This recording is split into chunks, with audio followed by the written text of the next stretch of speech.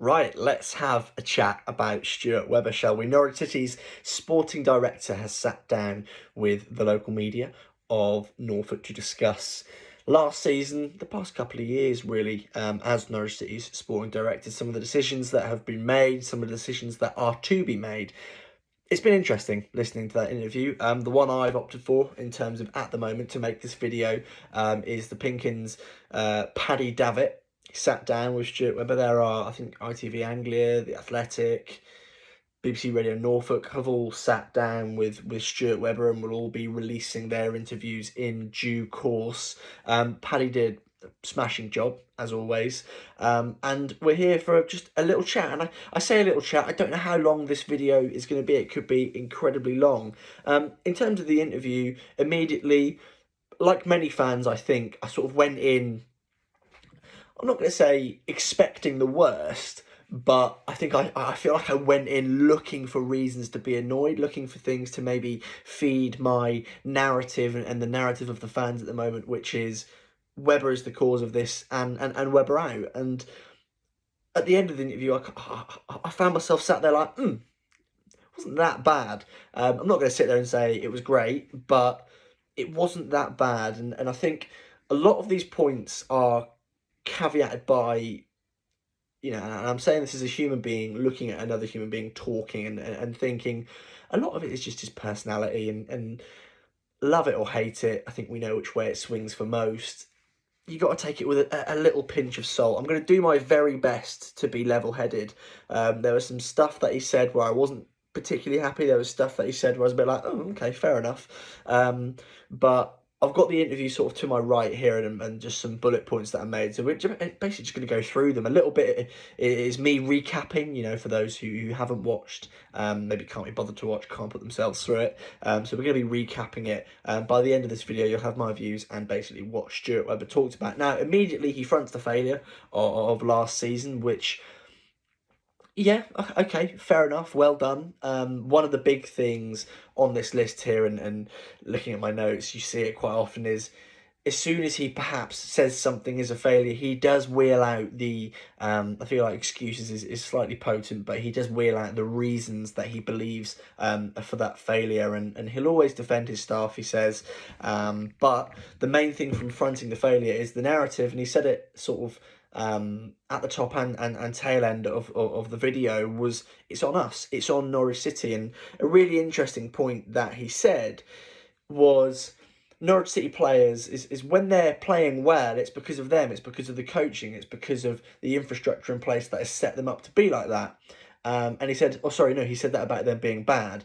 And then that applies to them being good as well. This idea that we as fans have felt blamed almost for Norwich City's lack of success. This idea that was once pushed in terms of fans need to sing up a bit more and get more out of the players. I have felt at times, and I can't really name two specific times off the top of my head, where I felt kind of blamed as a fan of Norwich City, and you've sometimes sort of sat there and gone, oh, well, hang on a minute, I'm not on the pitch.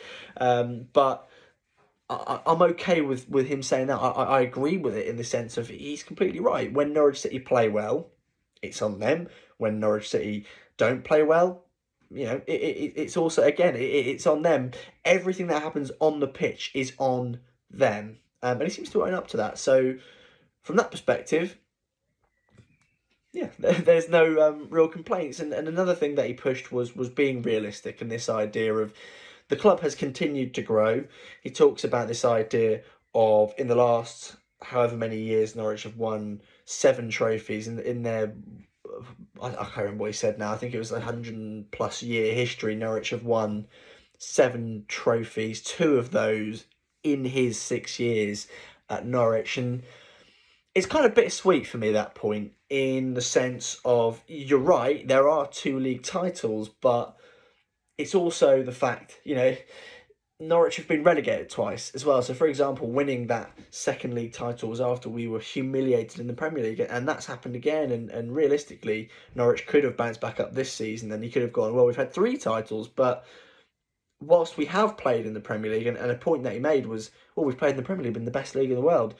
We've had our pants pulled down multiple times in the Premier League, and as fans, when you pay a lot of money for it, to say, well, he's been there, it's a bit like, come on, especially when the narrative's completely shifted from the first time we were in the Premier League. It was very much 38 free hits. Staying up would be a miracle, to the second time, which was we want to stay up, we want to be established in the Premier League. We're going to spend a bit of money by our standards.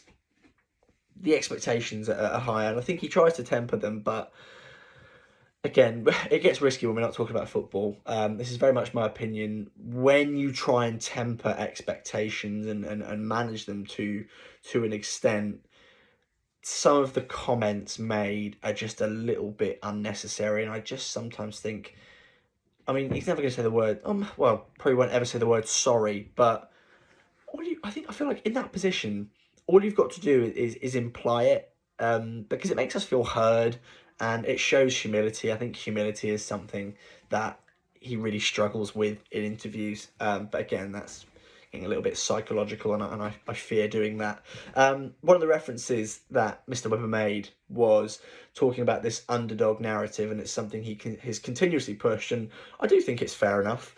He compares us to Brentford, Southampton, Brighton.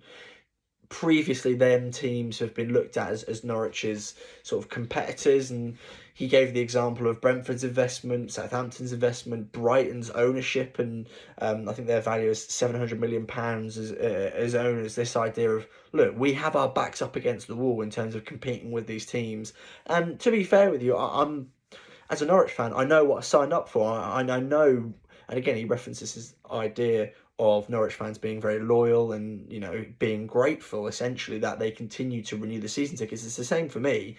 I know what I'm signing up for, this idea of Norwich don't have that £150 million to spend on just transfers, because the club's got to progress, the infrastructure's got to progress. That word infrastructure continuously churned out, which sometimes it was a bit like, okay, cool, fair enough.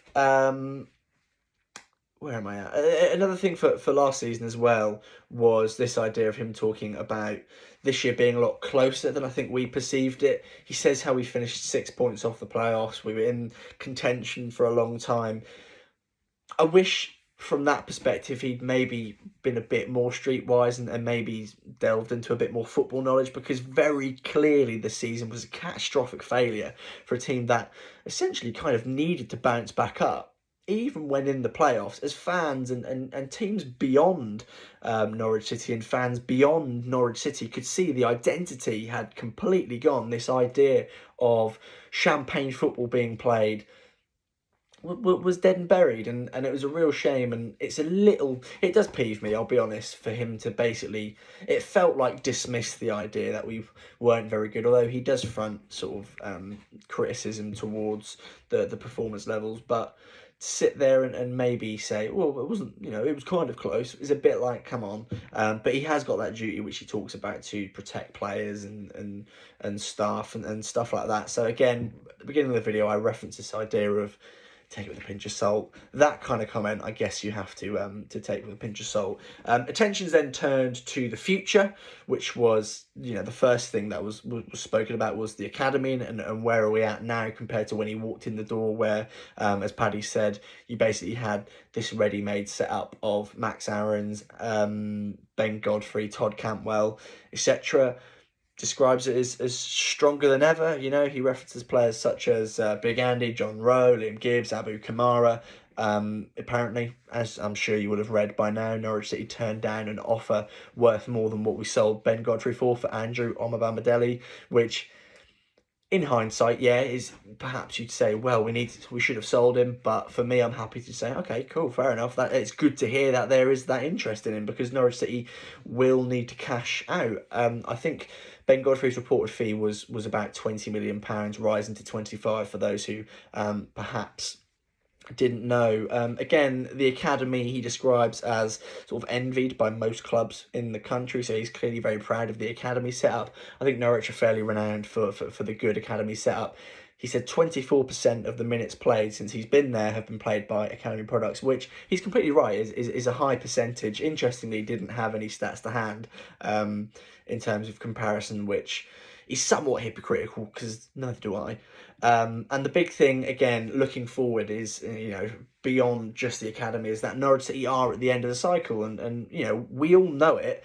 And one of the things that was mentioned was Norwich City need to move away from this ideological football, this champagne football. Absolutely no idea if I've just used the word ideological properly.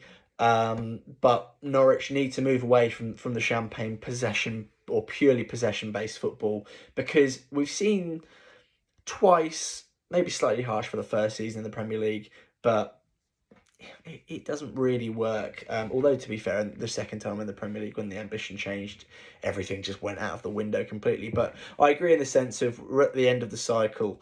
So new things need to be tried. And this idea of making this squad tougher, he says Ashley Barnes was in the signing of Ashley Barnes was inspired by this idea of Norwich City needing to be tougher, needing to rely on experience. An interesting comment as well, Stuart, which is one of the few times that it felt like he was really being accountable, was he said, "Yeah, I should have signed more players last summer." So the summer just gone before this sort of catastrophic championship season, which is absolutely right. And I feel like at the time, we recognised that. My assumption was the funds weren't there, but if he's saying we should have and they didn't, fair enough. I guess just do a better job. But Norwich really should have, and it does fill you with confidence.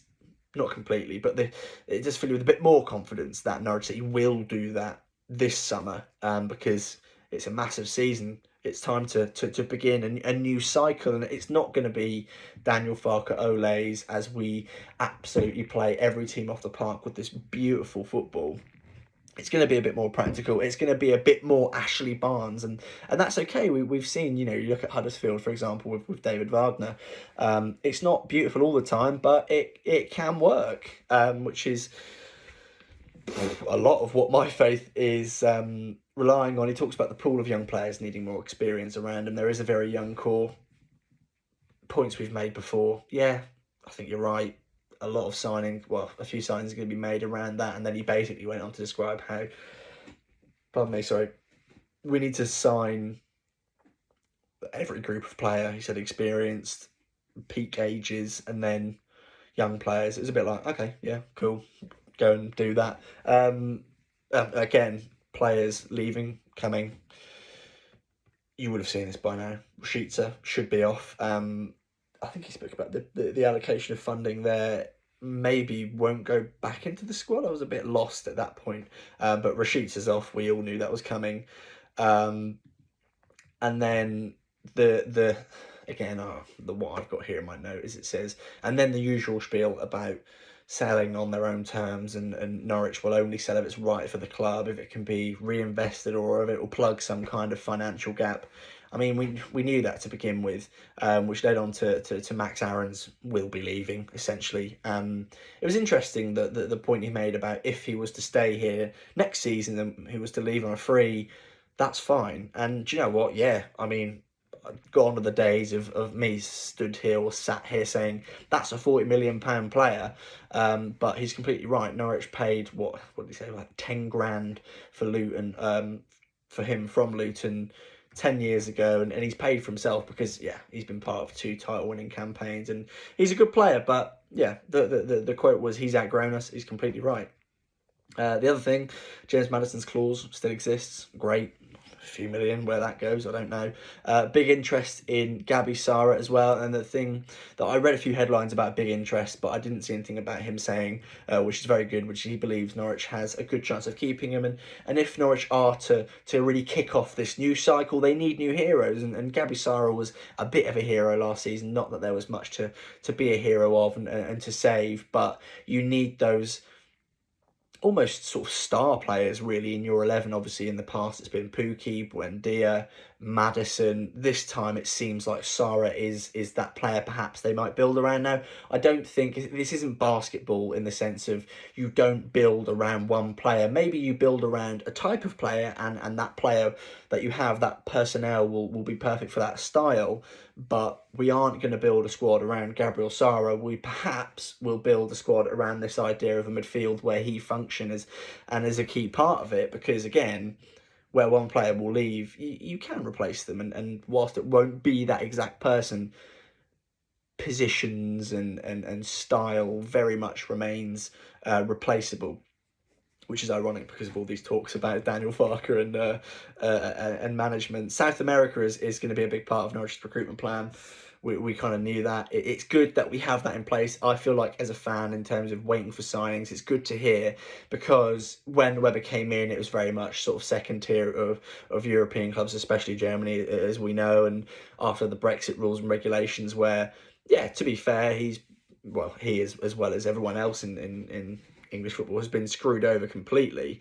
It's good to hear that there is that plan in place to replace and replenish as well, I suppose, that incoming of players. And he's completely right. All you need is one sort of South American player to go completely right, and then bang, you're away. And Gabriel Sara is a great start in terms of tapping into that. Nunez, which I wasn't actually aware of, has basically been playing football for 18 months straight, will need a rest, and next season will be very big for him. Expectations will be much lower for him than for Gabi Sara, which perhaps will be good for him in terms of feeling that pressure. They've got 2 full-time scouts in South America, so very clearly a lot of resources and stuff are being invested into that pipeline. And for me, it's exciting, watching a player like Gabi Sara, the idea that we can watch another one come in and play up front, or one come as a fullback and be a flair fullback. That's typically the association, isn't it, with South America? This idea of flair is exciting. So yeah, that's one thing I'm quite happy with. The Atanasios of the USA, if you will. No idea why I've referred to them as that, but they won't have anything to do with the summer in terms of transfers and transfer fees and then pumping money in. That's a no-go. But, and this is where I feel like I felt his passion for the job. They bring a lot of value in terms of the operations for the Milwaukee, not Bucks, the Milwaukee Brewers.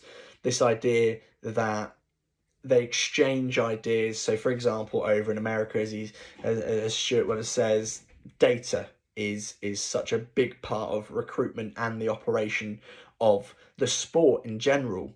And apparently here we're like years ahead, he says, in terms of medical, sports science, all that stuff. So they exchange ideas, and he did make a really good point about you have to sort of peek your head above the football wall and look at different things. Otherwise you do just get entrenched in a continuous cycle, which, I mean, it feels like Norwich City anyway, but we won't talk about that. But I'm genuinely like, I don't know, I can't be excited because I'm not part of the operations, but it does intrigue me and it interests me, and it is kind of nice that and refreshing that they're looking elsewhere to try and progress the football club. Because for as much as we want to see continued results on the pitch, I feel like off the pitch, again, there has been growth, whatever you define as growth. I do feel sort of faithful that off the pitch Norwich will continue to grow, and that will, as Stuart Weber says, that will continue even when he is gone. My next point was that he does sound passionate about the club. I think at one point, and maybe continuously, that hasn't really stopped, is this idea of his passion for the club going and his interest in the job waning. I don't really feel like that. I feel like on a bad day, I'll feel like that, because it's a great way to get frustration out of, say, oh, you don't care, because you don't have to think much when you say that. But I do genuinely believe that he does care about the football club. He and as he says, his motivation for the job is the people around him, not necessarily external factors, but who's around him, people at the club. So you say, oh, okay, he cares about the club. I don't think his passion is anywhere. Again, there's a few Weberisms, we'll call them, where it's a bit like, all right, can't shoot, mate. You don't have to be like that. He talks about how he went to a funeral on the way there and back. He's on his phone doing the job. How he signed Hayden on a mountain, and I'm just a bit like, oh goodness me, that's not what we're looking for. We're not looking for, oh wow, he's super duper committed. We're not looking for that. It's a bit David Brenty at times, where it's a bit like, oh yeah, but take it with a pinch of salt. He does sound passionate, and given where we're at, that'll do for me. Again, yeah, it talks about being proud of winning 2 trophies. Very candid about the failure in the Premier League. I don't want him to feel complete shame for it, but I wish there'd be a bit of remorse rather than just glossing over it, because it's a bit like, okay, we have stuck with the team for a good spell. At least show a bit of sensitivity around the Premier League failure, because we all spent a lot of money watching that. And even if you didn't spend any money, to go and watch your team get humiliated like that does kind of make me think, oh, I should be a bit nicer about it. But again, take it with a pinch of salt. It's Stuart Webber, isn't it? The end is coming is a quote that he churned out in terms of his project coming to an end. Where I sit with that is, I mean, I think, wasn't it sort of outlined that he'd leave at the end of his initial contract of 3 years, and he's still here. I don't sit there. I feel like when he says things like the end is coming, and I think he almost wants to humble us a bit, and it does seem a bit don't bite the hand that feeds you, if you know what I mean.